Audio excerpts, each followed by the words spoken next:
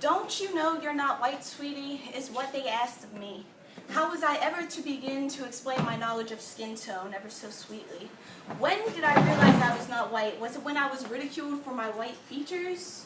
Or maybe the time when a boy gripped my heart and smashed it against the hard slate of love, who told me I was beautiful, perfect, sweet, and everything he needed, except he forgot to mention that I was only half white.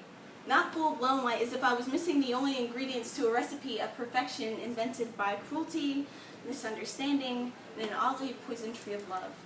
Or when I was told to change my attitude if I ever wanted to date a white man, being a tomboy wasn't going to cut it, but everything cut deeper than what they told us.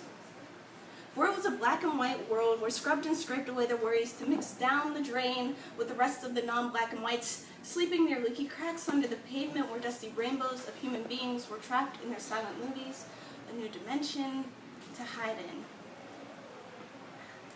Each of us were called to a race we never entered, which was better than accepting a fate of failure to register for a lookalike, reaching back into our ancestry line for the hoops they made us jump to qualify on behalf of our mother's or father's side.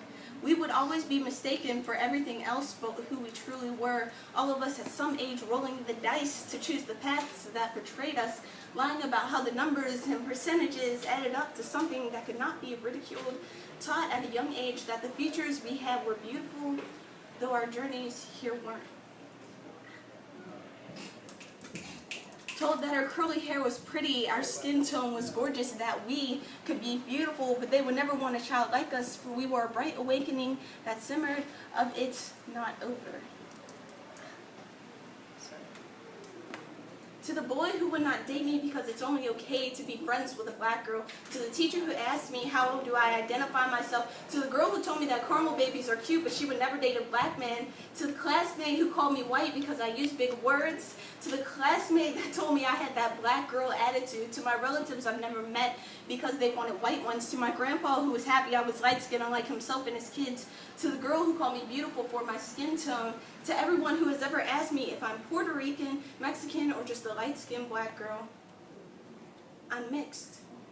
I'm as mixed up as it gets. Yes, my mother is white, my father is dark brown, and I'm the color in between, just too much creamer in your coffee and chocolate chip cookie dough. But do not try to pin me into a category of black or white, for what my body tells you does not accurately show the sky's smooth colors that ever change inside, and the dreams that have soared across oceans to accompany my inner child in her darkness. Inside, I have stories upon stories etched in the teeniest of letters that have made up my being. The one drop rule does not rule out everything I have done in life. It does not patent the stereotypes into me. I am not a blob of color on the street that you can create to paste an image of your ignorance. I am not a breed of dog, a loyal servant that you can train to be obedient to your race. I am not white, I am not black, I am not half-breed, a caramel baby, a mutt, or a mulatto. I am mixed.